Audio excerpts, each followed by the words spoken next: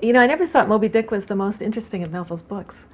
It's always treated as the big classic. But throughout my education, I kind of knew that, and I always went for the other books he wrote, the less targeted novels. So actually, working with Ricardo on Moby-Dick has been a real education for me, in that it's made it central again. For the people who are interested in Ricardo's project, there is no other Melville novel.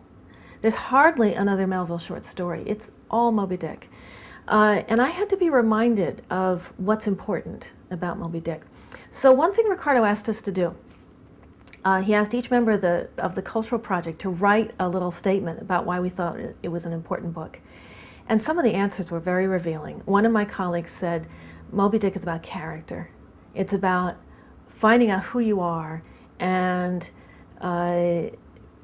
determining the strength of character that it takes to do something really monumental and important. And it's good for young people to read a book like this because they learn how to test themselves and become stronger inside. Someone else said Moby-Dick is about language. It's a big poem. It's a book in which Melville was making up words the way Shakespeare did when he wrote his plays, constantly trying out new phrasings, trying to make his language just as elastic and infuriating and monumental as the whale itself. And it's a book that contains many books. It's filled with folk tales and myths and biblical stories and children's stories and every kind of fiction and nonfiction form you can think of. He was trying to create a kind of hybrid narrative that would bring together everything that's ever been written. So one argument you can make for the book is that if you want to know American culture, read Moby-Dick, at least for 1851. It's the book that brings it all together.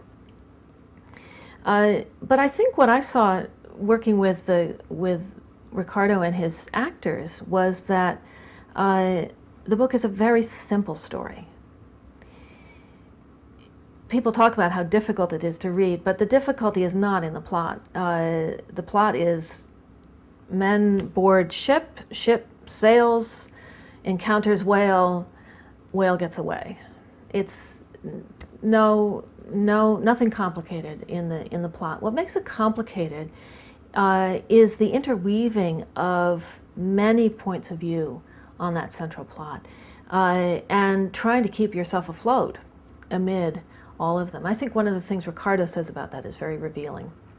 He says the reason he wanted to do Moby-Dick was because everyone was there. He says everyone was on the boat. And I think what he means by that is that the book includes everybody and everything. There are the characters who come from all parts of the world. They're white, they're African American, they're African, they're Native American, they're Pacific Islanders, they're Europeans, they're everything.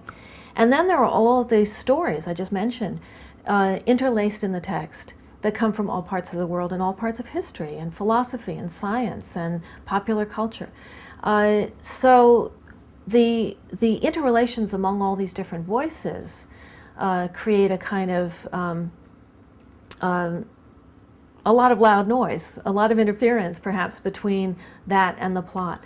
But going threading through it is this very simple confrontation Melville keeps coming back to again and again, which is the self versus the universe and all the things we don't know. And Ricardo really wanted his cast to make that journey for themselves.